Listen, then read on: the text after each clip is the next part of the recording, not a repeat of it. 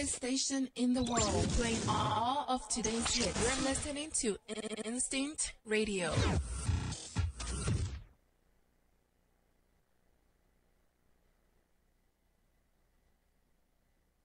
Good afternoon and welcome to RCR Presents Real Discussions. I'm your host for today, Michelle Dosberg, and I'm super excited because of she's got me. We're doing social media. We're doing it live and everything. I'm excited because I have these two phenomenal, beautiful entrepreneur women. Yes. And so I'm excited to have them here. Today's topic is the power of the small business. And before we get into that, I want to thank all of the new listeners, people that have not heard our show before. Thank you for checking in. Just want to give you a little background about what Real Chicks Rock is all about. It's all about the empowerment of women. And we do it through various different platforms. We do it through public speaking and mentoring. We do it through community service. We do it through our t-shirt, apparel line, and we do it through the arts. And the arts is this platform, which is our opportunity to speak to people and bring awareness to different topics and issues that pertain to us women and the people that love and support us. So again, today the topic is the power of small businesses. So weird. Oh, sorry. Huh? No. Sorry. Shannon is. I am that awkward. You're sorry. warming up. Shannon is.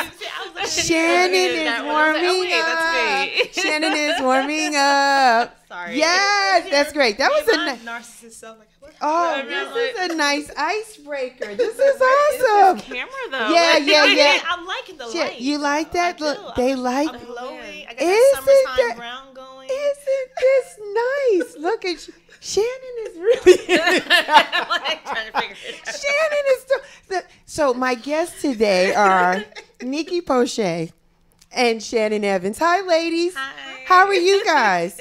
You did a check on live, like Facebook Live, like, hey, you was getting yourself together, like looking at, this is it's a real studio. So we're always happy to be here. Shout out to Instinct Radio for letting us do what we do here. Again, the topic is the power of small businesses. I know you ladies are entrepreneurs, really good at what you do. I think for those people in the Atlanta area have seen you have utilized your business or businesses or your products and kind of follow you guys. And so I wanted to allow people to kind of get a behind the scenes perspective of what it's like to being in a small business, and your businesses are successful. I want to say that.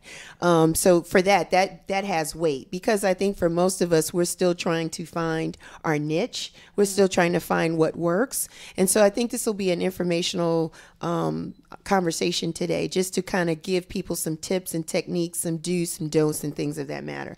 So my first question is, like, how did you guys start your small business? What was the driver behind that?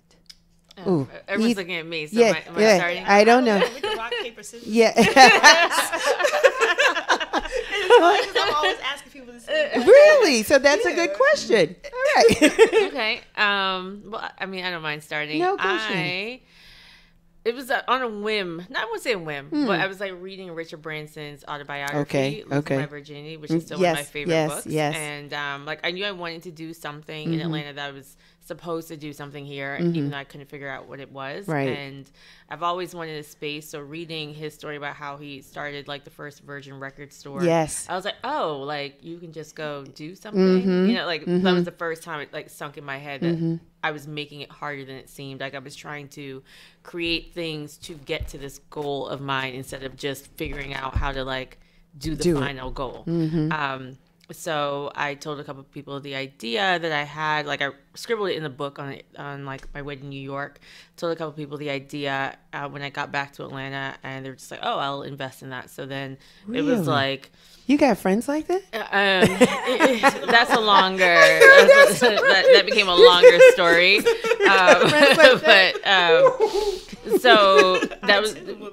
Me too. You know, sometimes things aren't what they seem, and it can be a rocky road when money gets involved in situations. But anyway, so that gave me the initial confidence to go, okay, maybe this can be something. And I found the building on Craigslist. Mm-hmm. And Wow. yeah, a lot of people don't realize that. Everyone was like, "Oh, where did you find it?" It's my Craigslist. I grew up in DC or lived in DC for a while, and Craigslist was the norm. So it wasn't anything for me to look at like Craigslist for spaces here. Wow. And I mean, I initially started it because I felt like I wanted a space where people could come in, have a good time. It wasn't a club. Like, it was just like a place you could hear great music and actually lounge. I felt like Atlanta didn't have something like that. But I mean, I still look for it now that we've kind of transitioned to being an event space. Because Atlanta loves events, and like that's what we're now doing. But I still, think that my initial thing was there. Like, it is a need. Right. Our space was probably too big and was probably in the wrong location for what it is that I initially wanted to do. But it makes it perfect for events. And say the name of your space. This is free marketing. Studio number 7. Studio number 7. We are located on say site. it. Yeah, this is awesome. But now, when you acquire, how long have you been in business with this space? 4 years. Awesome. We've been this July. Congratulations. Thank you. I think I've been there since it first started. Now, has it always been an event space, or was it something slightly different when it started? It has not. And a lot of people also don't know, we were supposed to open in 2012, had a fire.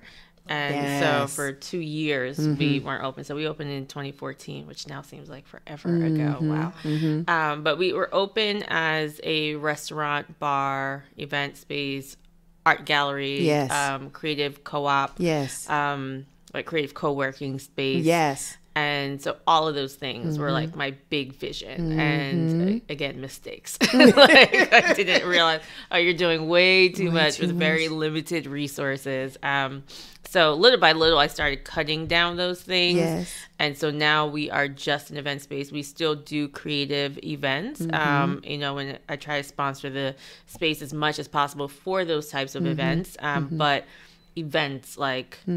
only. So when we don't have anything going on, I don't have to be there all the time.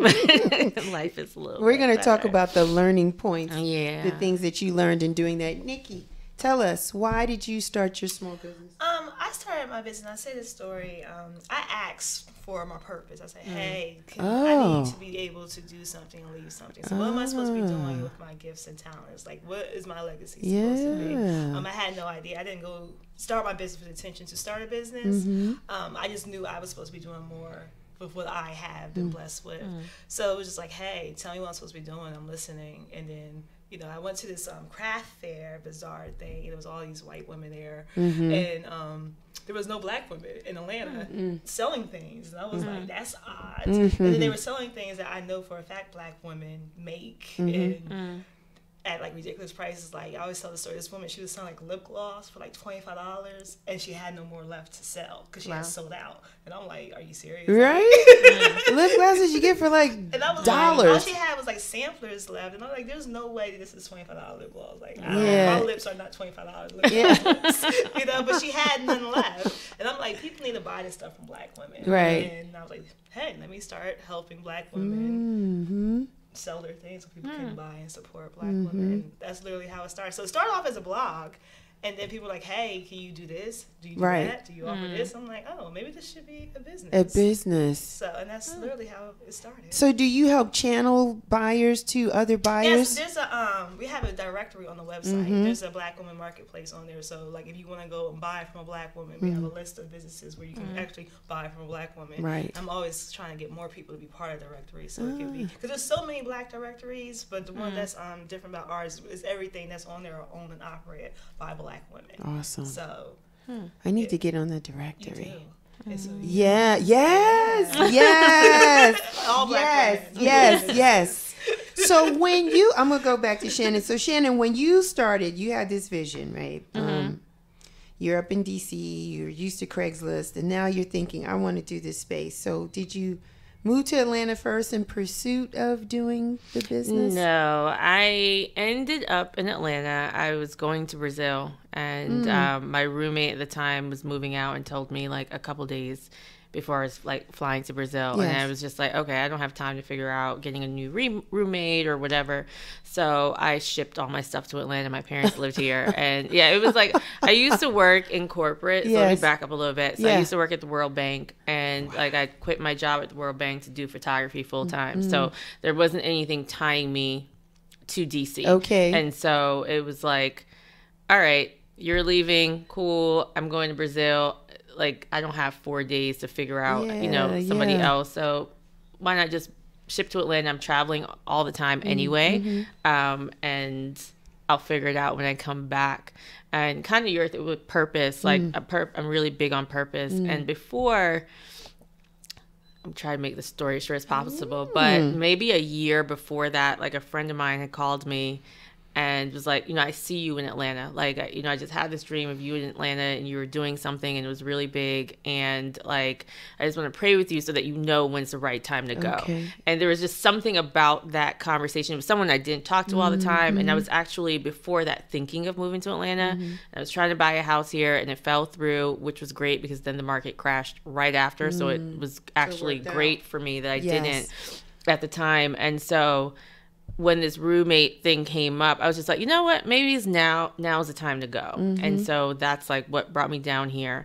And then even after that, like I was kind of still traveling, but I was like, I feel like I am supposed to do something here. And so I think for a year after I'd been here, I hadn't done anything. And I was like, maybe I need to focus on what brought me here instead of like trying to do something else and like being really serious. So once I started to do that, it's like everything kind of fell into place. It was hard, but it like the doors, when I was like, okay, this is what I want to do. I'm going to do something here. Like instead of just running and traveling all the time.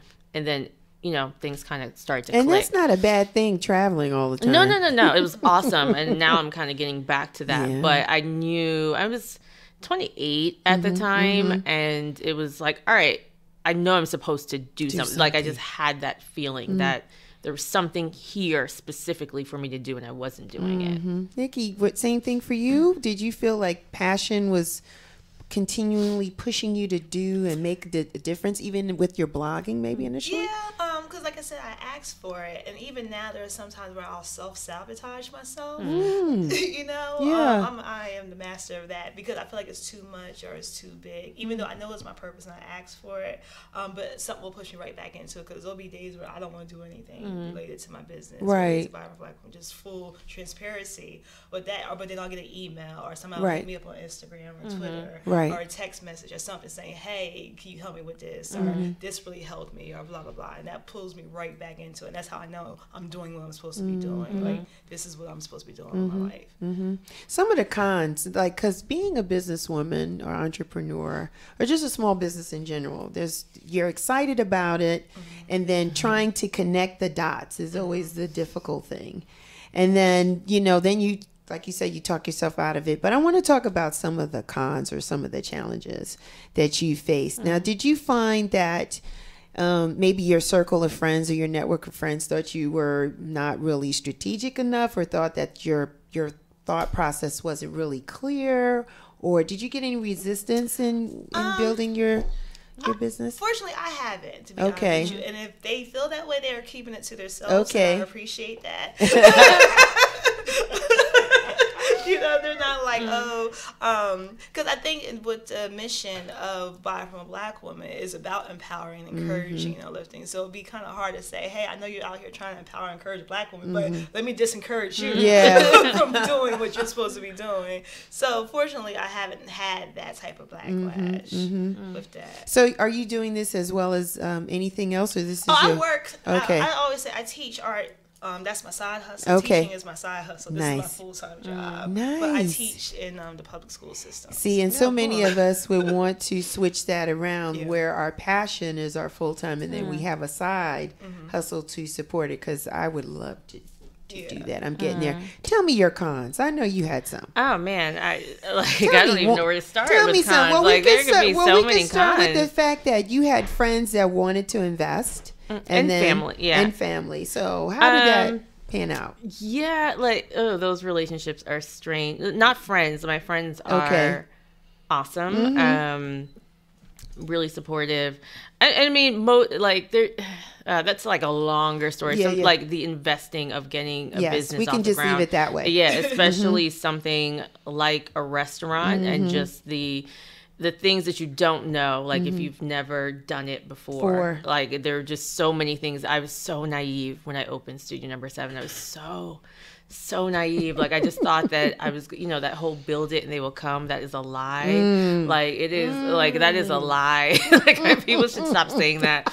It's like build it, they will come eventually. And like they will trickle in and then they might leave and then more people might come and then like it's a whole thing. And so I just knew in my mind when we opened that of course people need this. People are telling me that they wanted it. Oh, we're going to be packed from like the minute that we opened. It was like, no, like 2 months in, like 10 people have walked through the door. Right. Like that was rough. So just like those expectations that I had for myself and feeling like I was failing, and just not having any guidance with it, like just nowhere to turn or get information or like, talk to people who have done this, like what is going on. I mean, cons, like access to resources, like something like a building, it takes a lot of money to run. Like I've written checks in my life that I never thought I would write. It's just like something breaks every single day and it's just like taxes, just a million and one things that I didn't know that would have been helpful to know. And I mean, and I'm a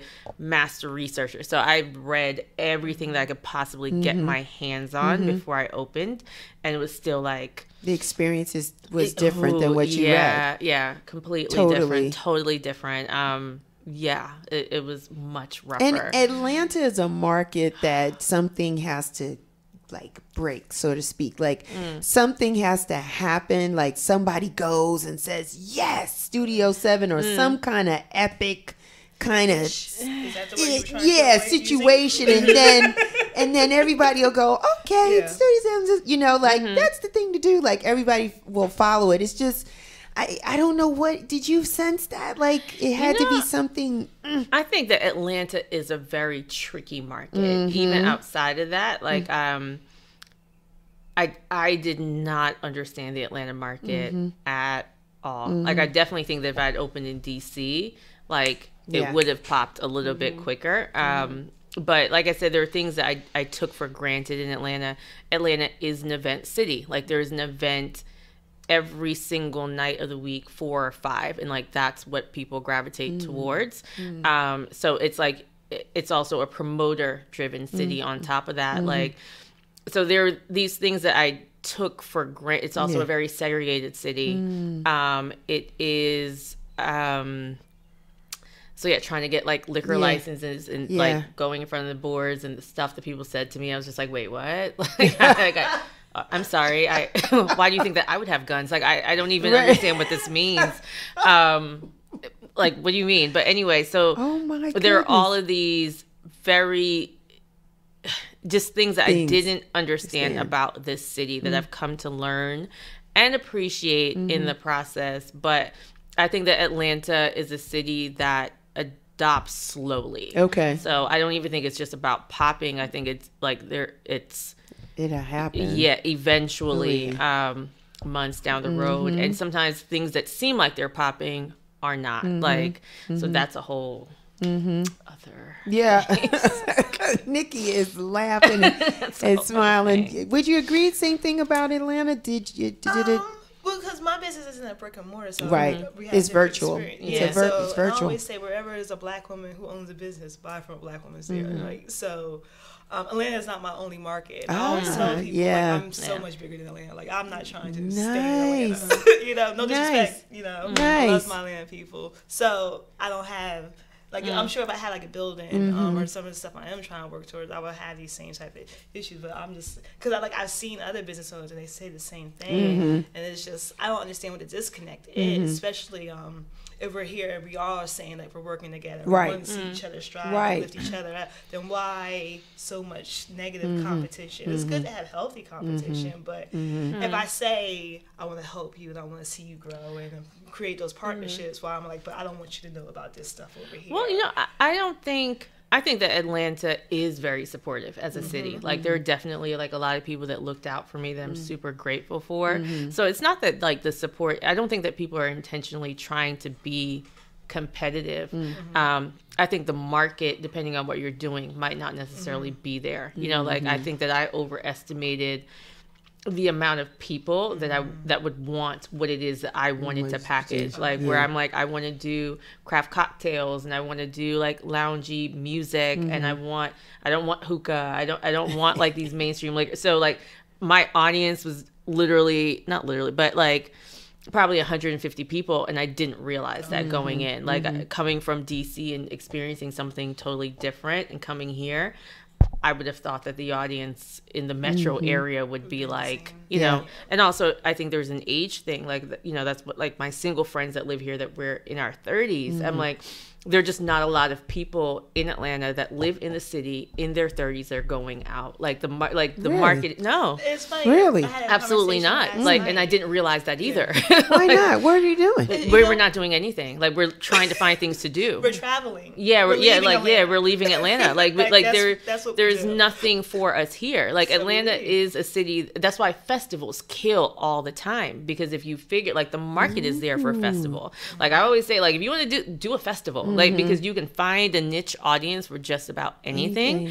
Like Atlanta's huge on festivals because you're now catering to people that want to do something on the weekend that don't necessarily live in the city. So everyone's coming in. Right. You know, they have houses outside the city, but they want to hang out. You know, like much more family oriented. Right. You know, bring your dog, like those types of things. So right. Atlanta has a market all day for festivals. Brick and mortar lounge situation, like it's tight. cosmopolitan vibe. No, it doesn't. It does So not exist. is it that for the 30s? Let's talk about the people in their 30s. Is it that the music they don't want to hear? Is it a music thing? Is it a food? Is it a location? No, I think that there just aren't enough people in their 30s that live in the city that they're going out. Atlanta consistently, where it's like, you now, like, again, coming from DC is a very young city, and most people in DC are like have high incomes and are they might be married, but it's still like they're still actively going out. Atlanta is not, like, the market is completely different. Like it is much more people that move to Atlanta to settle down and have a family and like buy a home and do those things that they might not be able to do in another city. So if you're like used to, you know, like I said, my friends that come here from DC or New York are just like, I don't get what to do. And I have to go, okay, because there's not anything to do for you. Like, you're going to be sucked into this going out to like different brand events. Like if you want to find a brand event, you can do that and you're going to meet the same people over and over and over again. Or you're going to strip clubs, or you're going to, I mean, we're in Atlanta. Like that's, but there isn't anything for, like, to me, the cosmopolitan 30-year-old in the city. There might, and I mean, I run across people all day, every day.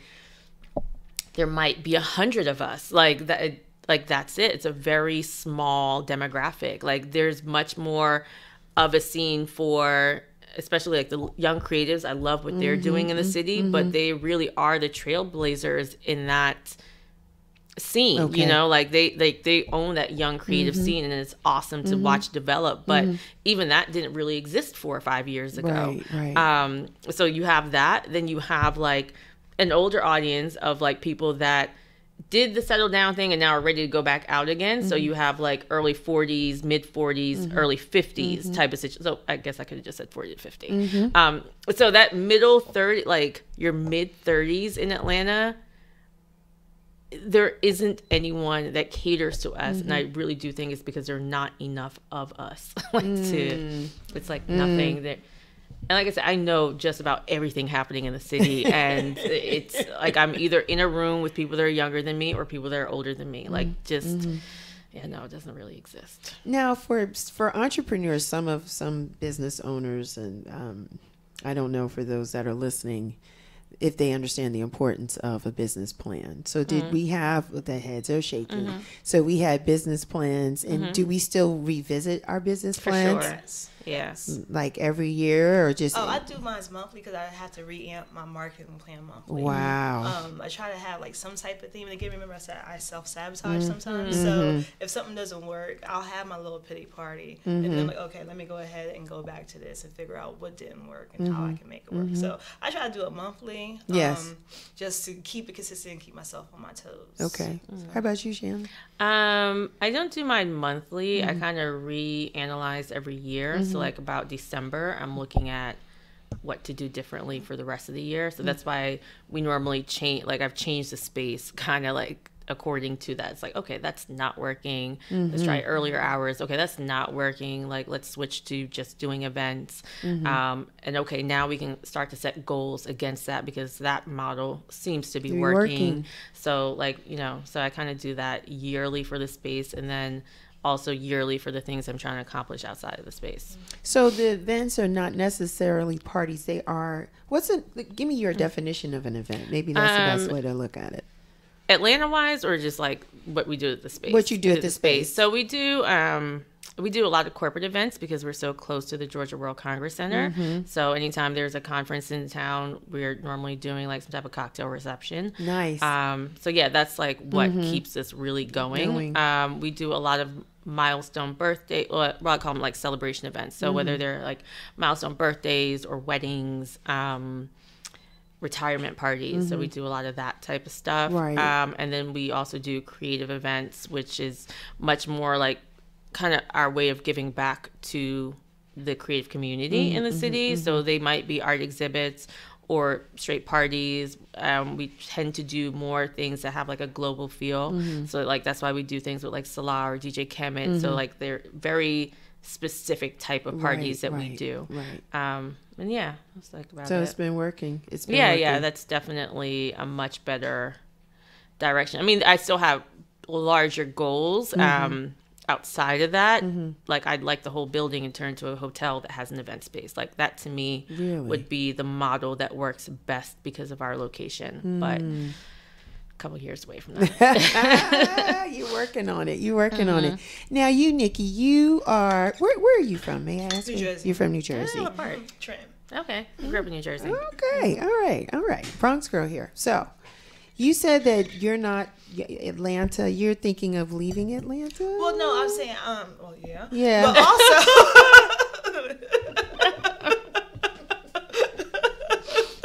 there's so much more to the world. There was like this meme or something like people move to Atlanta and Texas changed their lives. So Yeah. I can check that off. Okay, you moved, and now you're gonna go anywhere in particular? Oh, I have no idea. I'm here for the next 4 years. Okay. So I'm here for until my son graduates at least. But no, when I was saying I'm not Atlanta, like my business isn't just Atlanta based. Like, I'm here in Atlanta, but the directory businesses are all over the globe. So it's not just limited just to Atlanta. So how did you grow your business? I mean, that's online. And how? Online, How did word you of do mouth. it? Word of mouth. Yeah, so through social media, email blasting, and then just other black women, other black men, even some white people out there. Really? Just telling everybody about it. So I'm just now starting to get out there and do public interviews. Really? But other than that, it's all been social media, word of mouth. My goodness. That's it. So how did you hear about that? I think it's word of mouth or just seeing other people. I think our paths crossed through mutual. I think you might like my son, seeing him dancing. I think you might have known my little son. I don't know. So I don't know. I think there are some supporters of your business that are friends of mine. It might be. And I think that's how we connected, but never really officially connected and had conversations. So this is really good. This is really good. I think I want to tap more into the social media because a lot of people may not recognize the importance of it. As people get older, especially when they have dual hats or dual responsibilities, to be on social media all day or often periodically is like, I don't have time for that. And they know they got to do it, but then they just don't have the time. So is it that you do all your social media promotion? Black Woman is just me. Okay. I have my son who's my intern. Okay. But, but it's really just obvious. I have a board of directors, and I have my grant committee. Nice. But other than all the like day-to-day activities, Yeah, it's it's just you. myself. With social media, you have to find tricks. Like there's scheduling apps and scheduling sites, and on Facebook you can even schedule posts and stuff. So Right. there's always a cheat code for everything. So you have time to do it, but it's just me. It's just building it up and then scheduling it and doing it. Do you find that the hashtag situations really work, or? I'll be honest, I suck at hashtags. Okay. I'm super honest with you. Like that's something that I am trying to get better at myself, especially with the new algorithm with Instagram and all that stuff. I suck at hashtags. So I know they work. I've taken classes. I just haven't implemented them yet. I'll be honest. Full transparency. That's okay. That's okay. Do we feel that the Atlanta market is oversaturated with small businesses, especially black owned, or don't no? I think so. You Yeah, don't I think so? so? at all. I think that the Atlanta market can be oversaturated with scammers. But We said the quiet said. Hey, Tyrone. all right, HU. Yeah, like Atlanta can be oversaturated with scammers. Like that again. That was a big lesson that I had to learn when I first opened. Just like a lot of people are not doing or who they say they are, and yeah. So I think that the lane for people that like actually want to do something in Atlanta is wide open actually, and that's why I think that, like I said, I think that there are a lot of people here that are super supportive because there's so few people that are actually doing something. So when people see that, okay, you're doing something for real, I'll try to help you as much as I can. So it's wide open. It's wide open. Wide open You for agree, doing. Nikki? I think Atlanta is a good place to come and start a business. I do truly believe that. If you're not sure, this would be a good test market for you, depending on, again, what it is. Shannon saying your business. Yeah. The product. Products, and even with Shannon's example, where she said, like, this is what I wanted to do, so I did that, but then I see that wasn't working, and I needed to. So she learned that lesson. So Atlanta's good for that. And you're not going to have a lot of, I guess, fall. It's a nice little cushion. fall. Well, I mean, I'm not saying you can fall, but I mean, you can trip. pick yourself up. So I don't think it's. But I'm so hippie positive. I'm like, this is enough for everybody in the universe. She's like hippie positive. I'm like, there's more than enough for abundance, everybody for sure. So so hey, start your business, but be real about it. Don't start a business because you want a TV show or you think it's cute to have a T-shirt for your friends. Like, really have genuine, and also take time to listen and make sure it's something that you're supposed to be doing. Because a lot of people are out here doing things they shouldn't be doing. But Follow your passion. I want to talk about the falls. Go ahead. Speaking of follow your passion, I'd say follow your skill set. Like, Yeah, like I was you're not gonna your say passion, your purpose, 'Cause I got and your passions that I skill. should not be Exactly, following. exactly. Follow your skill set and your purpose. Like, a lot of people get stuck on following their passion. Yeah, and passion's not going to pay your bills. No. Because if you're not good at it, it's not going to work. And I think that there can be a point where passion and purpose and skill set meet, and like that's the ideal. But like some people should not. Like I'm really passionate about volleyball. I should not be like trying to play volleyball. But that's a good point, like, because if you're not practicing your passion, how can you have skill sets? exactly. Yeah, that too. So yeah, I think that's a whole other thing. But yeah, like something. Yeah. We agree on that one. So your skill set would be, is it planning, organization, time management, research? What is your skill set that has allowed your business to be so successful? I think it's all of that. And that's what I mean. Like this was something I realized recently, that the things that I'm good at, it's because I've been doing them for so long. So my background is communications. Like that's what I went to school for. That's what I did at the World Bank, like internal communications. But before that, I had retail jobs. So I was always like in these customer service roles. So that, like, I'm really, really good at talking to people and diffusing situations, which translates to like running a restaurant and event space, even though I'd never worked in the industry. So those types of things and building relationships, like I was really naturally good at because... And I didn't realize it's because I've done it for so long. But yeah. You would agree, Nick? Yes. Yes. practicing some of my passions I shouldn't be practicing. But. Yeah, I have tons. I mean, I love dance. Like, oh my gosh, I'm so passionate about dance. But that's not something I should ever So do what's in front of people. Like, singing is my passion. right? Yeah, exactly. You shouldn't do it. No. But so then, Nikki, what's your skill set? What's your skill set? Oh my goodness, there's so many. But you know that bleeds into the business. Yeah, like so marketing was my background. Okay. Advertising, design, nonprofits. Like I'm passionate and my skill set Okay. and my background is with nonprofits. So that's why I was so effortlessly able to create Vibe from a Black Woman because I knew the ins and outs. I've worked at good nonprofits. I worked at some bad nonprofits, ones that help people, one that did not help people, and I knew like even my skill sets is helping people. Yes. Like, I'm a server. Like I was put here to be a server, and I know that I'm here to help people.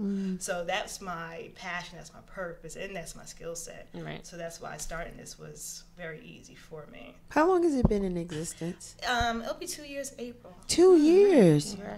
Oh, So that's why I'm like we're just wonderful. getting started, like just getting started to get out there. Yeah. So yeah. But it's a good thing. I want to talk about the blogging because that's a skill that you both have. Did that for you, Shannon? Did that bleed into or kind of like that blogging? You're good at it. Thank you. I read your blog. I do. Thank you. I wait for it. Oh, I gotta read it. Like to sign out. Yeah, I read it. I read it with my finger, like, because she has a lot of.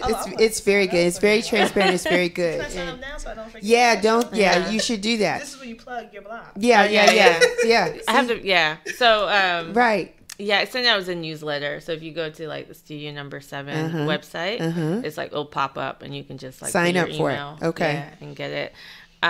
So writing is my first love, and it's one of my strongest skills that I've come to accept. Like you said, it's one of those things where, and speaking of self-sabotage, because when I sent out like the first newsletter and I was like, I'm going to do this the way that I want to do it. And people responded favorably to it. Okay. Like I just sent one out the other day after my like hiatus and like 1,100 people read it. And it was just like, but the first time like I had such anxiety about it because I love to write. I want to write books. Like that's where I'm moving towards my life. And so people liking it, I was just like, okay, I got to stop doing this. Like this feels so uncomfortable. Like when I see people out, like strangers, like that's one of the things that people constantly say to me. I know, like that's where my sabotage comes in. Like this, when people are like, oh, I love your newsletters. Like, oh my gosh, when are you gonna write? Like I got so much out of it, and I'm just like, oh my gosh, I can't keep this up. Like I cannot maintain this. Like. So real. Wow. Yeah, like I cannot maintain this. So that was like, that's why they were so sporadic. Like every single week I'd think of writing a new one and talk myself out of it every single week. And again, because people really liked it. It's just like, I don't know what to do with it. But I mean, now I'm at a point where I've read enough books to like help me fight off this like resistance that I feel and to like be able to push through. So I've done 2 in a week, like in a row. And I'm like, okay, I feel like I've finally found a format that I can do and a direction I feel comfortable with. And so it's like, all right, I'm going to keep going.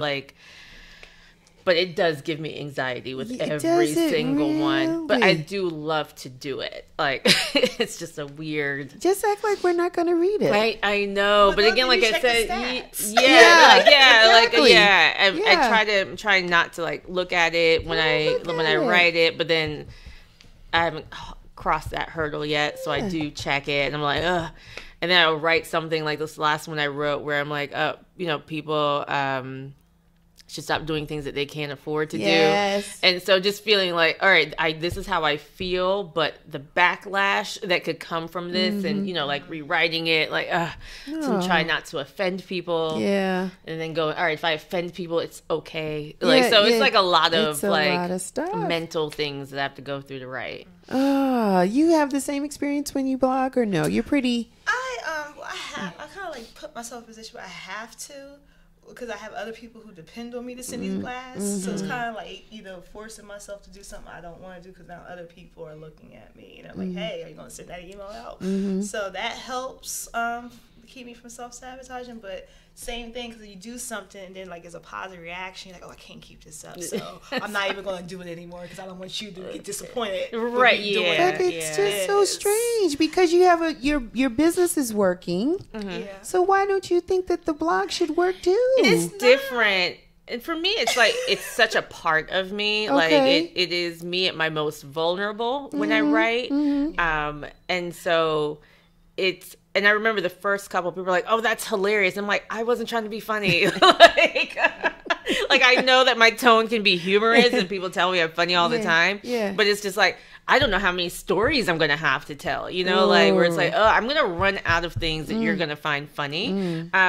And even when the ones that weren't funny, that were just like a little bit more real, like someone walking out on a $1,400 tab, and like me telling that story of like my like social media, blasting them on social media and going, oh, I shouldn't have done this. You know, people responded to that too, or like, so it's the different ways I've done it. People still respond, but it's just this idea of like, I'm going to disappoint you. Like one day you're going to get a newsletter. It's going to be like, right, exactly. Like, oh, that sucks, Shannon. Like, and it feels so personal to me. It's like, you don't like me. Like, you don't like what I did.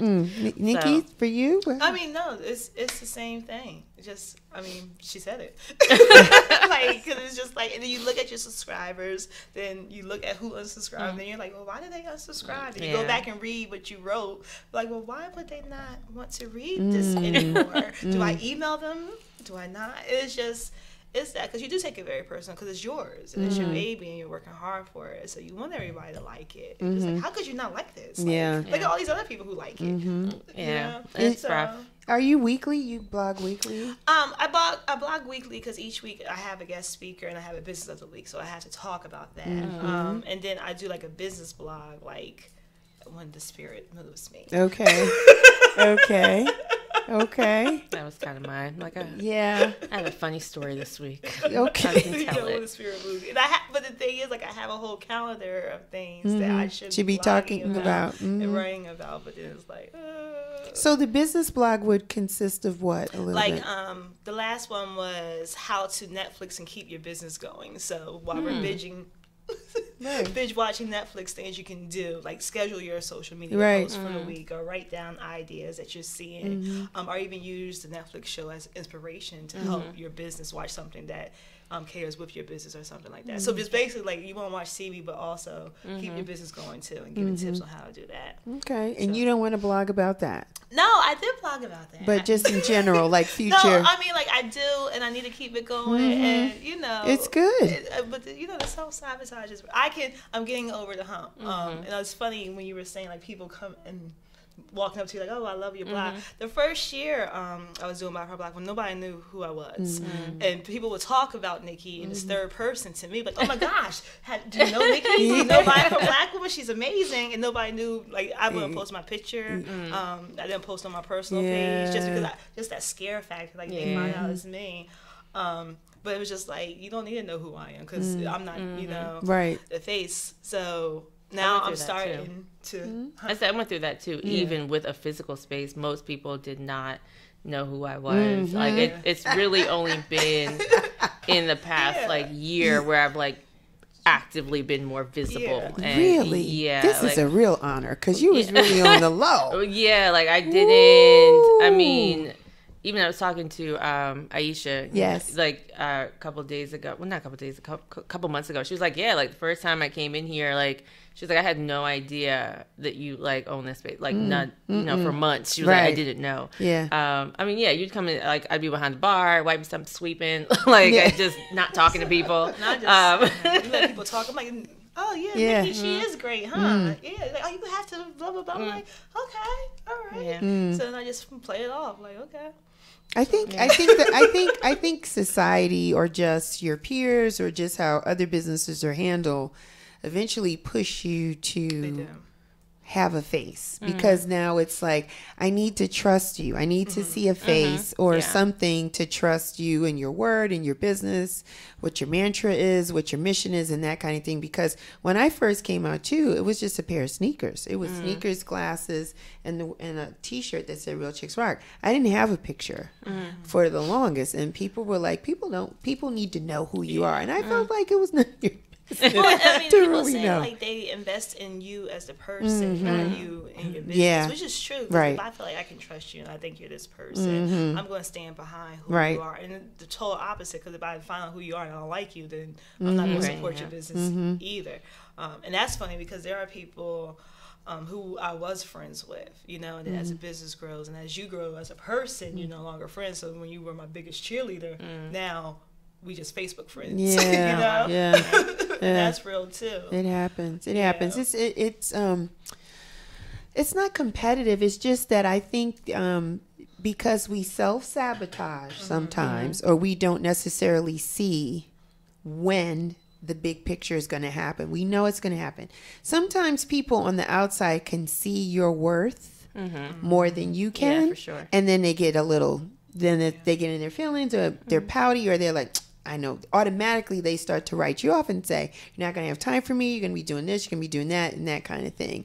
So I think it's just the evolution of who you are as business women, that it just happens, you know. And I tell people, like a rocket, as you take flight, more and more parts of you start to come off, because as you go to another atmosphere, everybody can't go with you. And you don't want them to. And you don't want them to. So it's just different. But then you trust in the universe, and you trust in your passion or your skill set or your purpose to understand that, all combined, to understand that whatever it is you need, you're going to get as you get into that space. So now that you're doing like event spaces, dealing with companies that want that special space, do you find that it's much easier, right? It's more organized. It's a little bit more relaxed in the sense that you can plan out, because corporations plan out in advance. They're for sure. typically not a last minute, unless it's real special or last minute. Right. But for the most part, so you can calculate and figure out, and then work in maybe the nice things that you like to do in between. Exactly, for sure. And that's like why it currently works. Because we now have that balance. I can go, all right, yeah, we can do that. You know, because there was a point where all the things that we were doing were competing against each other. And because, you know, people would want to come in finally to hang out, and it's like, oh, we're closed for an event.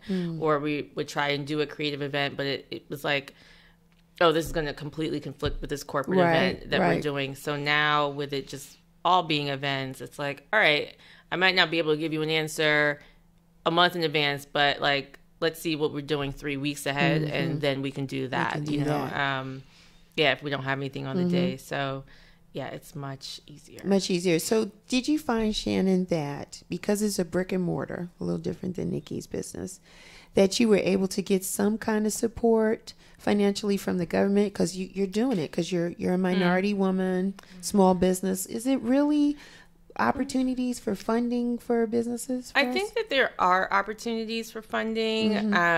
I think once you're a little bit more established, that there, like, I'm sure if I were to try and do something else, if I decided I wanted another space, now that I can navigate the business side better, and like I, you know, have more time to set up for something else, that I'd be able to get funding for it, like especially through in like something like Invest Atlanta or something like that. Right.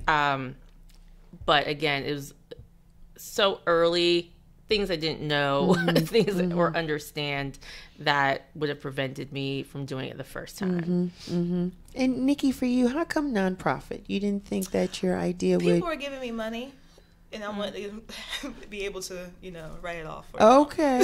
So, just like that. Yeah, because like I said, it started off as a blog. So each week I would buy something from a Black woman and tell people about it. So then there were people like, hey, well, I'm going to give you some money so you can buy more stuff. So I wanted them to be able to get some type of back from it. Is that right? Yeah, that's money. Cool. So And like I said earlier, like my background is in nonprofits, so putting all that together, and I saw the bigger picture with Buy for a Black Woman, so I knew nonprofit was the way to go for that. Cause I'm not trying out here to get rich. I want to support Black women. I want other people to support Black women. And nonprofits do also make money. Yeah. Like Yeah. I'm not talking about you. We're educating people. Because sometimes nonprofits come to me and I'm like, but nonprofits do make money. Like that should be your goal. Also, as nonprofits. So not you specifically, but I'm just saying. I've worked with some nonprofits who've taken people's money. And Right. We don't do that. But one of the big things, because it was my background, but also I started the Black Woman Business Grant. And I wanted more people to give donations so I can give more money for that also. So like I said, like I saw the bigger picture. Yeah. When I started it, so nonprofit was the route for a Buy from a Black So Woman. the grant, tell me a little bit about that. What's the qualifications for that? You have to be a Black woman in the first 2 years of your business. I have a grant committee. I don't vote for the grant. There's a committee that votes, and we go through the application, and then they make a decision on that. To date, we've given out 5. I say we, like I got a whole team behind me. Well, your board members are your team. Yeah, they help. But we've given out 5 Black Women Business Grants to date. Awesome. And the next one will be opening up in April 16th. The applications will open up then. So do you get an opportunity to go speak to the women? Like I said, I'm just now starting to out. Go out and do more of that.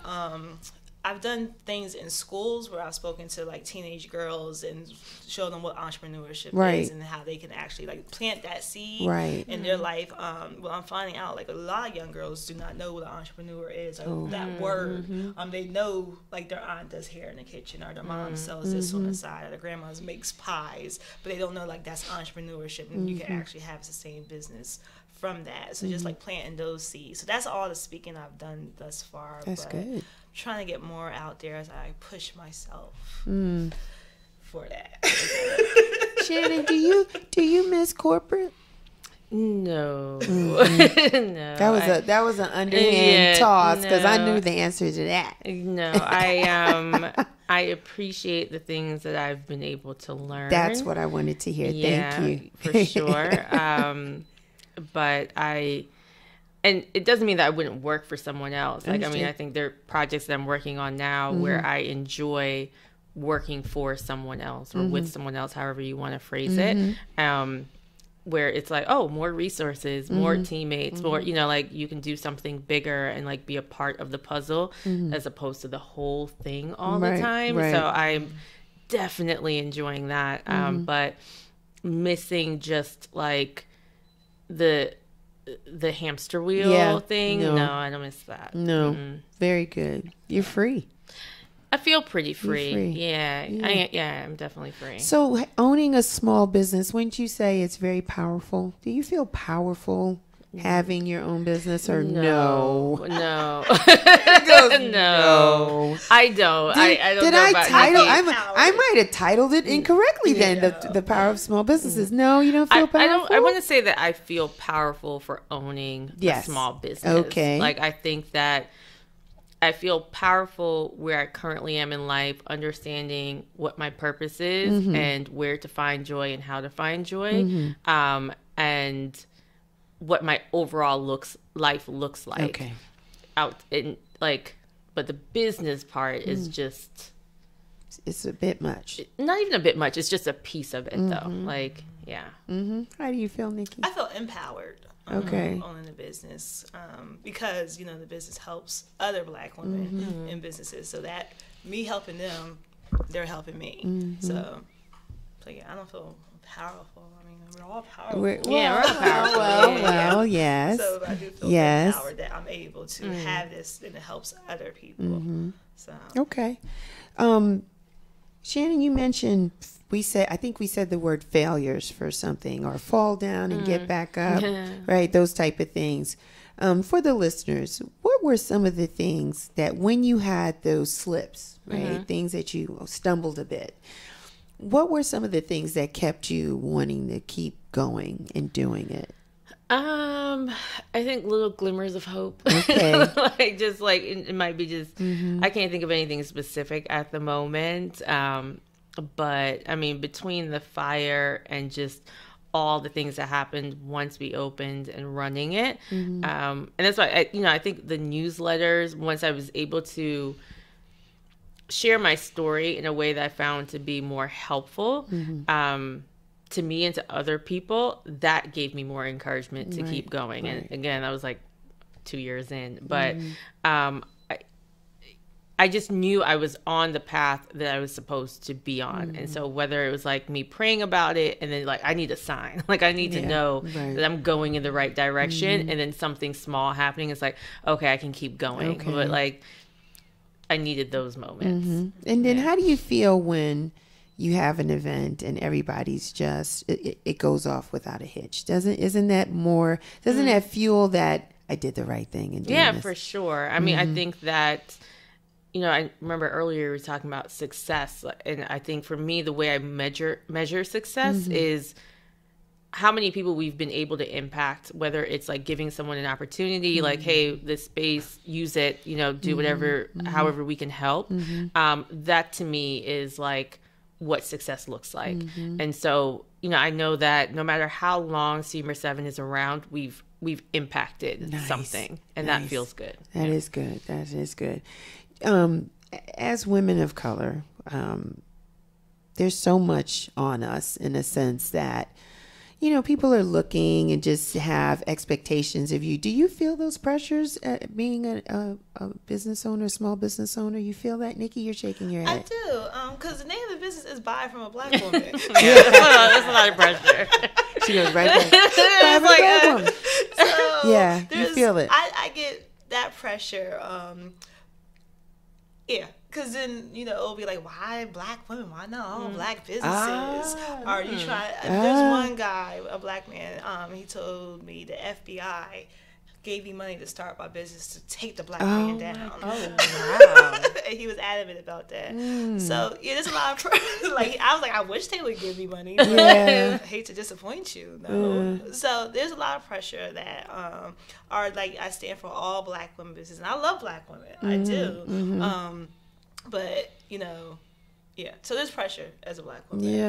Yeah. Especially when I just put myself as, But I mean, for you to get, I understand, but I'm thinking that's a little bit, I don't want to say strange, but unfair, because there's so many other things for women. So why would anybody trip on that? My thought process also, why? I'm not sure. So I just like, well, that's unfortunate that you feel that way. But if you visit the directory, you can always buy from a Black woman. You do nothing else this week. You just read it. I mean, like, I don't know. And it's not for me to understand everything. And I realize that. So I know what I'm supposed to be doing. And that's what I'm supposed to be doing. I wouldn't want to be anything else than a Black woman. So me too. There's that. Me too. I'm going to check that box too. Yes. I wouldn't want to be anything else. So obviously I was built for this. So, so Shannon, you feel it too a little pressure? No, not really. No, not at all. No, I think I'm trying to. I think my goal now is to be more of a voice for people like me. I think that in the food and beverage space, which I have become really passionate about, and so it all kind of works together. Yeah. But I find that there aren't enough voices when either like food media or whatever, and so like that is how I've also gotten over this hurdle of writing more and like speaking more, is because I'm like, I can be that voice that I want to see, and like I have that responsibility, but I don't necessarily feel the pressure of it. Okay, yeah. So that's good, because you identified a need. So in the food and beverage industry, because you like it. You like to eat. I love it. Yeah. You like to eat and drink. drink. I travel to eat. I travel to drink. Like, yeah. She travels to eat and drink. I do. Like, that's why when I think of a new destination, I'm like, what do they have there? Like, that's like what, like that to me, food is the best way to learn culture. Yes. And so I'm always like, I like customs. Like I was just saying yesterday I went out for sushi with someone and they were like, and I don't like sushi. And they were like, why did you let me pick a sushi restaurant? Because I'm like, I love Japanese culture and I have great memories around sushi, even though I'm not eating it, like the simplicity and things like that of the culture. But yeah, so love food from that standpoint. And yeah. You have a great staff. Yes, they're awesome. Yeah, I'm going to say it again. You have a great staff at Studio Number 7. Very good people that work there. Was it hard in picking your staff? It was. I mean, we've gone through a lot of staff at one point. At 1 year, I specifically remember I was doing W-2s. That what goes out, sending out W-2s, and I was just like, my only goal for this year is to have like 1/3 of the W-2s I'm sending out. I don't even know these people. Like, I don't even know who this is. Like, they probably worked here 2 weeks. You know, like so restaurants in general have a very high turnover rate. Yes. And there was a point in time where Atlanta was opening up a new restaurant like 2 a month, you know, so it was really hard to try and get good people. And so that was definitely one of my challenges in trying to get more people in the door, to like hold on to people that I loved, but understanding, you know, we just don't have the volume that they need to survive. Right. And so, you know, I definitely think that it's one of those things, again, where now that we're in event space, I can hold on to the people that I love, and because it's like, all right, you're now, you know what your schedule is, and you know that every time you come in here, you're going to make money. So if that also means that you need another job at the same time, like you're free to do that, as opposed to like being in here and nothing is happening. We're just kind of staring at each other. And you have a good, you have a team of people there that work there. So you have a manager that's there on, right? So that gives you an opportunity to not be there, and then you can work on other things, right? Yeah. So that's where the freedom comes in. So then you're, I'm going to be gone for a few days, and then you're gone. Yeah, I'm super grateful. I'm lucky. Yeah. I'm very lucky. You're fortunate. Yeah, very fortunate. It's good. It's good. Now, do you think in the area of marketing, because I haven't passed by the space in a while. I think I did the other day, but it was at night. So is there any sign? We have no sign. And, you know, it's one of those things where I definitely got a lot of questions Let's just say about questions. it, Yes. you know, like concern. Yes. And like, even like my landlord is just like, you need a sign. And I'm Right. like, no, we don't. If it was any other business, I'd probably tell someone, oh, you know, if you're starting a business, you should get a sign. But for me, I didn't like the building. Like the way the outside of the building looks, I don't like it. And I do think that we are a space to be discovered. So I think that this idea of not having a sign kind of goes with that. I like that people go, man, I've driven past this place a million times and I had no idea that all of this was happening back here. I think that, like, because I still think if there were a sign and you weren't looking for it, you still wouldn't know what it was. Right. You know, like, so to true. me, it's like you have to be looking for it in the first place. Like a sign might help you find it better when you were looking for it. But if you were driving by and it just said Studio Number 7, it would mean absolutely nothing to you. You probably think it was a recording studio and keep moving on with your life. So the sign to me doesn't, it plays into the story of what we are. When you first saw the space, you knew right away, I want it. Yeah, I loved it. I was actually looking at that space or the space that Mother is in on Edgewood. Really? So I was deciding between those two spaces. So before Edgewood like blew up into what it was, like I was going to get that space. That space was the first space that I looked at. And then I saw this one, and it was just like, it's you. Yeah, it's it was just like, oh my, this is amazing. And it didn't look exactly, it was like a mess. Yeah. But I saw the potential in the space. Right. And yeah. May I ask about the fire? Yeah, like, sure. Was it someone else that started, or something that happened in the kitchen, or? It was an electrical fire. Okay. And so it was like right before we were supposed to open. And like I went home. We actually had like a small exhibit, and I went home that night feeling like, wow, this is really happening. You know, like, oh my, like so close. I could touch it. It's like literally here. And then got a call in the middle of the night that there was a fire. So yeah, you know, I always tell people that so much good came out of the fire. Yes. And so I think perspective is important. Okay. I think that had we opened 2 years earlier, Atlanta definitely was not ready for what it was, you know, what it is that we were trying to do, like way, way, way too early. I also think that I needed some time to grow. It also helped shift the dynamics of like the investment side of the business so it gave me a little bit more control. Had it opened when it was supposed to, we would have probably closed 6 months later. So, like, wow. yeah, it's for sure. And you're still here. yeah, it was definitely devastating. Yeah. It felt like a really public failure for me. But it's the thing that strengthened my faith like no other. Like it was, because I finally got to the point where it's like, you know what, if this is going to happen, it's going to happen. This doesn't define who I am. And I think that's why I still have that perspective now, where it's like, this is a small part of me. Like it can be gone at any moment. Like I'm not, it's small yet expensive. It's small and expensive, but it doesn't define who I am. Like it is given to me because I'm supposed to do it. Yeah. If at any point God decides he wants to take it back, he can take it back. And I will still keep on going and doing whatever it is that I'm then called to do. And so that the fire reminded me of that, and patience. Like all those lessons I learned in one fell swoop. The 2 years took long because of cleaning it out and then giving you an opportunity to kind of redesign it, or that no permitting, just okay with permits and that type of thing. Yeah, like for a while I was just like, is someone just not want us to open? Like it was, I mean, like grease trap like there were so many permitting. The actual reconstruction of it didn't take as long. Like the permitting and getting the grease trap permit took a year for someone to sign off on us getting our grease trap. Wow. 1 year. Like the amount of emails that I had to send the city, like 1 year of that. Yeah. That's incredible. Yeah. Yep.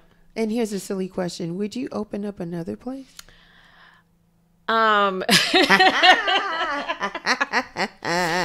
I remember before I opened the space, my grandmother, before she passed away, she said to me, she was like, why are you opening a space? Like, you like to be on the go. And like, this is going to require that you are there all the time. And, at the time, like I listened to it and it was way too late in the process. It was like, all right, I'm already doing this. I'm already committed. It's a little late, Grandma, but it's already gone. But I definitely think that what I've learned during this process, and as I start to do like things outside of the space, like I realized like that is what I prefer. Like I prefer things that don't keep me grounded. Like I like being able to go, all right, I'm going to go here for 3 weeks. Like I'm going here for 2 months and I can work from there. So I follow you on Instagram. Yeah. So it's not that I wouldn't open another space. The opportunity would have to be totally different. Okay. And in the way that I do, like I wouldn't want to manage a space, like something that requires me to be physically be there. Yeah. Like I could definitely like work on like say a hotel project that I'm a part of a team. Nice. And then it's like, we're doing this for 6 months, 7 months, and then a year. And then it's like, I can then go move on to something else. But yeah, no. Nikki, for you, what's your target market? How young or old? Is there an age or? There is, but there isn't. Okay.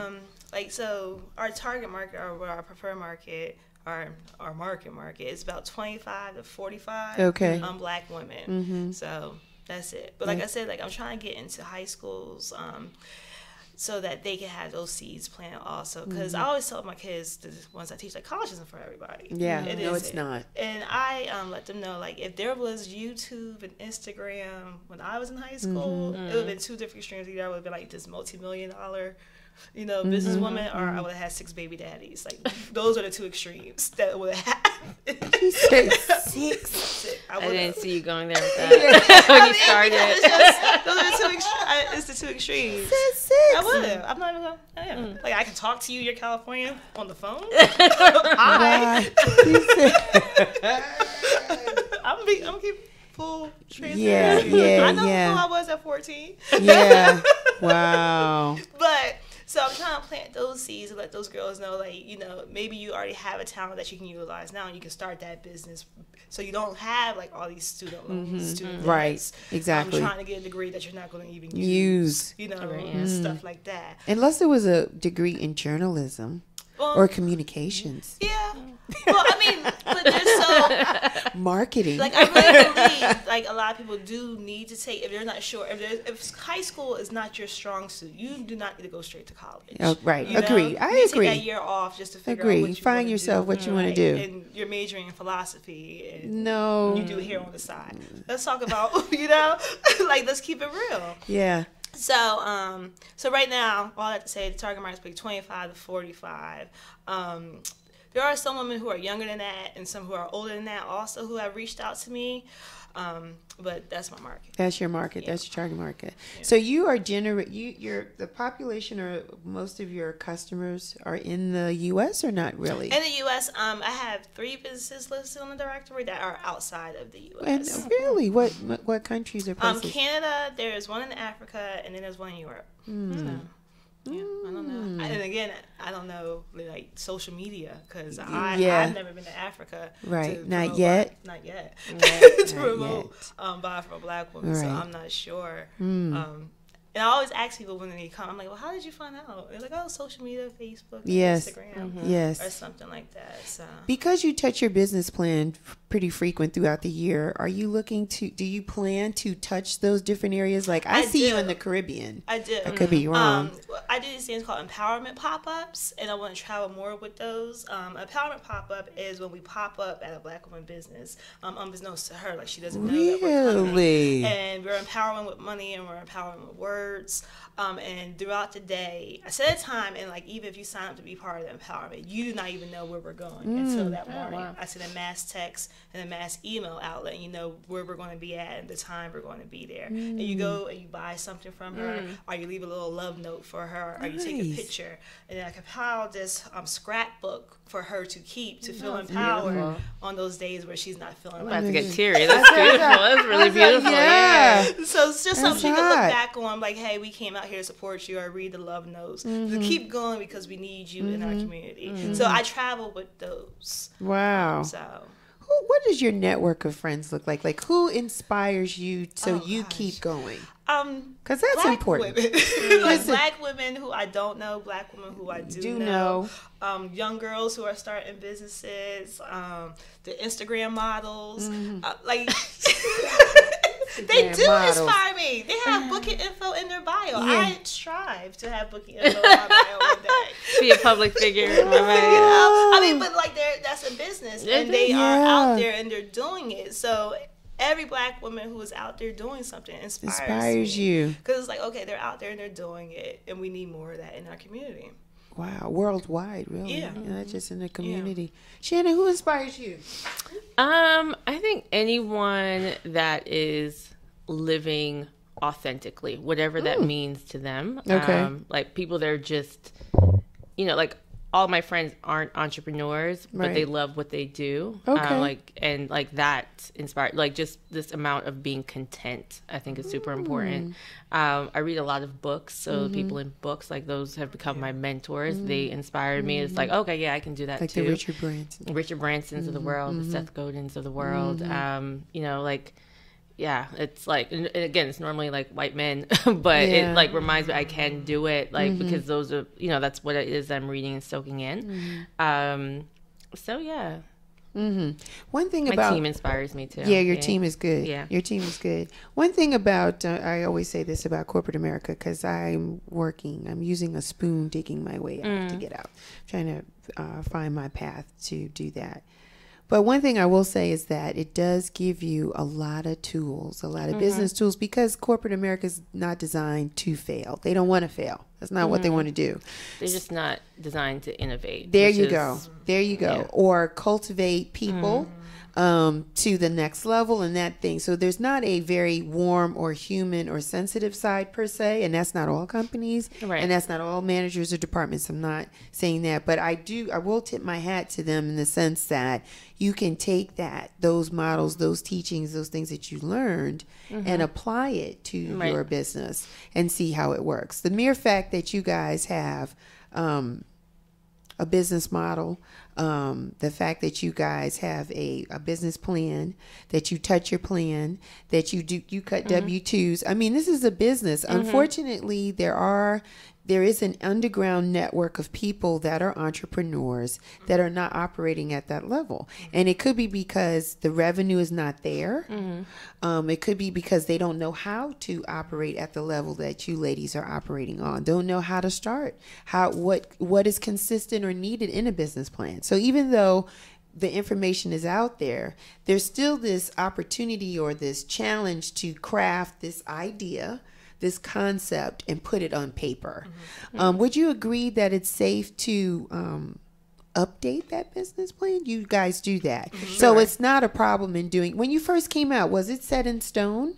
And then you said, no, this is I've it? I've always been flexible. Always. Yeah, and I think that's why we've survived is because I've been super flexible, you know, even outside of like what it is. Like I had a very specific vision for the space, and, you know, people didn't want my vision. And so it was like, all right, it's either I'm going to run this vision into the ground, like, you know, fighting for this thing that I saw, or I'm going to adapt and figure out what people want and how I can serve that and still be me at the same time. Where it's like I'm not selling my soul, but okay, let me figure this out. Yeah, because I find that people initially, even with me, felt you're all over the place. You're doing too much. But I'm trying to you're trying to figure out what works. And I think over time and maturity and your skill set helps to carve out where you're going to go strategically. And so now I'm really seriously, after talking to you ladies, thinking about skimming it down a bit to just hone in on what really more I want to kind of get at. My skill set is driving me more towards to do that. So I think that's really important for people to understand, to not be afraid of it.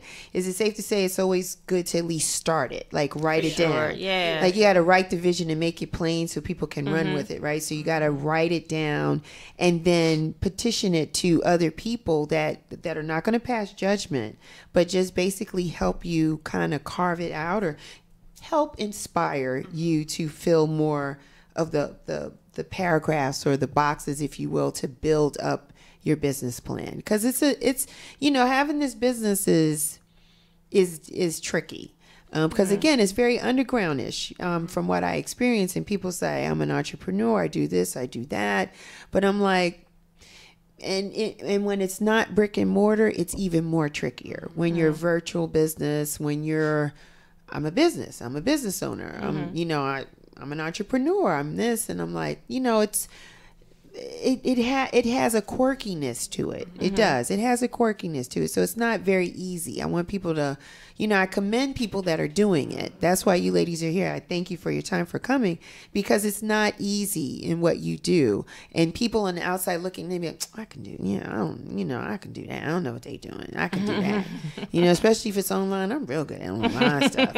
I can do that. But then when you get in there, it's hard to find your market because, again, there's something about what you two ladies offer that makes it special. It has to be unique, where people would even give it the time of the day. Because if it's like something else, it's I don't need it. So if you were serving food like a sandwich place, I don't know if that would be the niche. But the fact that it has a culinary feel and experience, the fact that it has unique hours, the fact that you got to catch it when it's open, like you have a purpose to be there, makes it like, man, you know, I got to get over there. The layout is nice. So even that is the catch, because you have spaces where you can conversate. There's a huge bar. You see people in and out of the kitchen. There's an outside courtyard. It just has a very je ne sais quoi. If you that people are attracted to. And I think for you, Nikki, the same thing.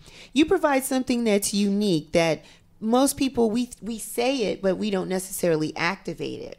And you've put it into a place where it's activated, where people can see, look, here's this product. It's owned by so-and-so.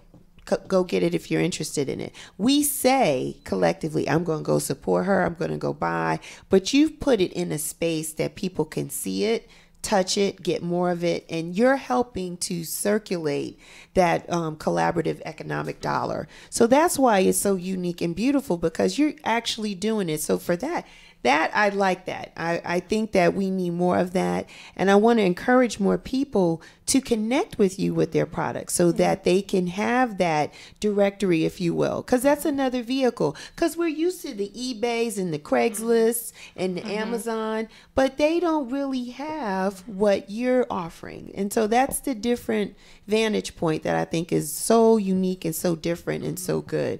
So yeah, I don't know if I fit the demographic. You're a black woman who owns a business. Yeah, I do. You fit I the do. demographic. I And do. it's like people say, "Oh, well, I sell art. Can I be on there?" Yes. Mm-hmm. You want people to buy your stuff, right?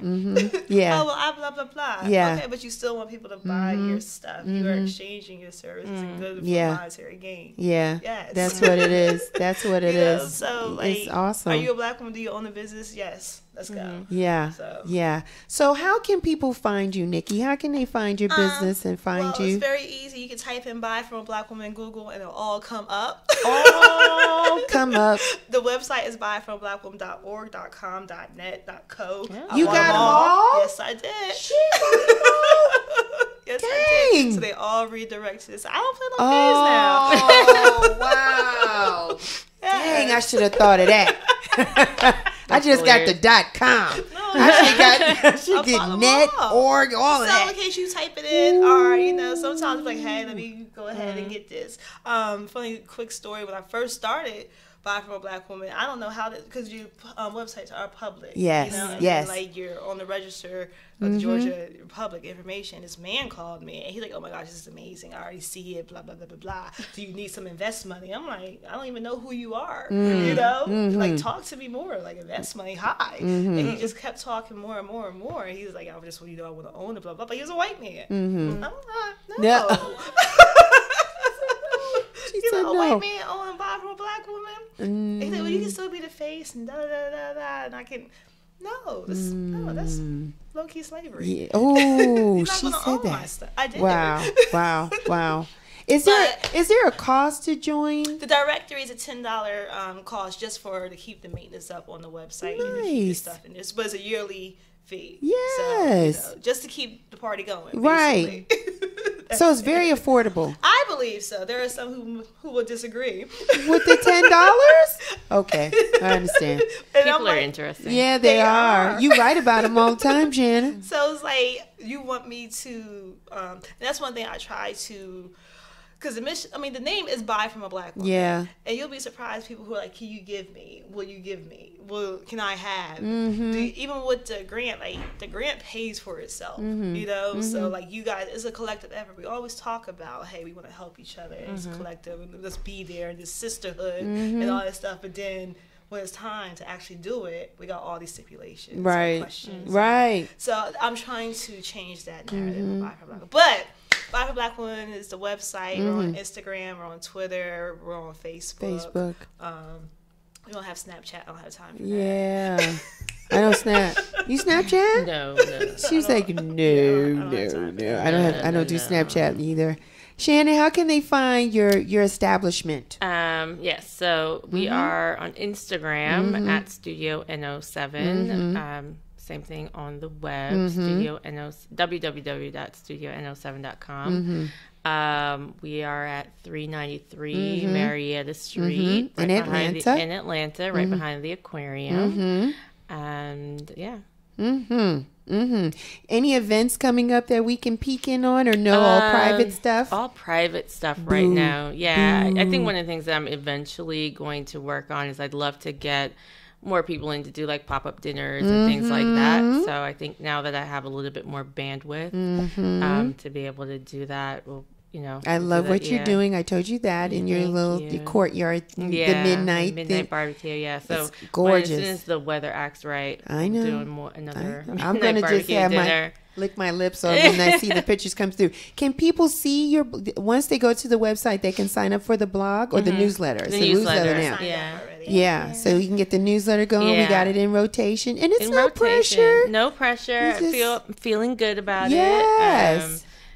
I was reading Linchpin, which is a good book for you as you try to figure out transition from or where you fit in corporate, and how that looks like with everything, but being a linchpin, like being indispensable no matter where you are. I like that. It's a great book. So I've been reading that, and one of the things that he's touching on is the lizard brain, the part of your brain that like tries to convince you not to do things or that you're in danger and like all that. Right. So I think I've kind of like finally gotten my lizard brain under control. So yes, there will be another newsletter this week. Look at she rolled the eyes. I don't think people saw that. She looked up. But there will be.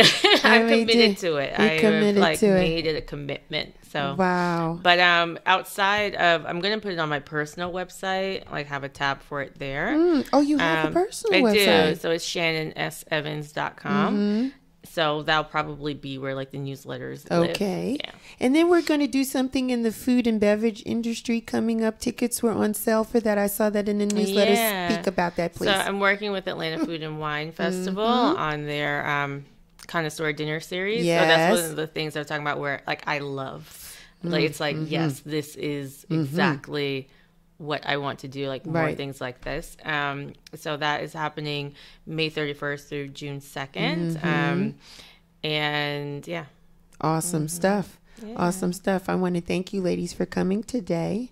This was good. Thank you. Thank you. You guys know where to find me. I'm the real chick. That's my new thing I'm saying now. I'm the real chick. I'm everywhere. I'm on Instagram. I'm on Twitter. I'm on Facebook. I'm everywhere. I do have a website too. Yes. And I write. I do. It's a kind of a blog. It's nowhere as good as what you ladies are doing. But I'm going to get there. Because I'm not a good writer. I just, I'm not. You gotta stop saying that. Yeah, I gotta stop saying that. You have to tell yourself a new. Is that the lizard part of the brain that's telling me that I can't do it? Oh, for sure. For sure? Because I should have something to say in writing, right? I do a little bit, so I'm going to do more. Yesterday, I want to say this. Yesterday, I thank you for everybody yesterday. Yesterday was the first annual Real Chicks Rock Awards luncheon. And we honored, we honored 3 wonderful women that do awesome things in the community. Linda Lee Osborne is one. She is the co-founder for the Chocolate Cupcake Lifestyle. That's a brand that empowers young women to be proud of who they are, the melanin that they're in. Little black girls, brown girls to be comfortable in their skin. And so I got to meet her last year. She has this wonderful 5K race where little babies run with their mommies and aunties and things like that. And the empowerment piece of it is just the completing of the race and doing it together. So she's just done some wonderful things and just bringing families together, raising awareness with young girls so that they have somewhere to connect and be comfortable in who they are. She was one. Another one was Monica Thornton, who is the founder of Powerful Beginnings, which is a nonprofit organization designed to help women who decide no more, that's it, I'm out with the domestic violence situation and want to start their life over. And so she's been instrumental in helping them get on their feet. Helping them find jobs, housing, because when you're in those situations, you just have to leave and get out, and you take your kids and you're gone. So she created this network and this body of people to help her to help these women, based in Columbus, Georgia. Now she's here in Atlanta. And then the last one is Anana Harris Paris, which is the Sister Care Alliance founder, and just the whole promotion and the concept of self-care. For us, we don't do that. I didn't do that enough. We're doing everything. We're all doing it all at once. We don't know how to say no. And just understanding the importance of saving yourself first before you can save other people, or it helps you to be the best you can possibly be. So those are the people that we honored yesterday. So I was very excited about that. So I wanted to thank everyone who supported us, who came out, donated tickets. People went online, bought tickets, donated. We put bodies in the seat. Thank you so much. It went very well. It was the first one. I'm excited. I'm looking forward to doing the next one. So thank you, thank you, thank you, thank you. Thank you, everybody who supported this show. Thank you, ladies, for coming again. Thank you. The Power of a Small Business. I know that people got nuggets. I got some nuggets because there's some things that I'm going to do. I'm not going to be afraid to transition and change and let some things go. I'm going to read that book. Thank you. So I'm going to blog more. Could you see my face? I'm going to blog more. But until next time, thank you, ladies. You guys continue to rock on. Take care. Bye. The biggest station in the world, playing all of today's hits. You're listening to Instinct Radio.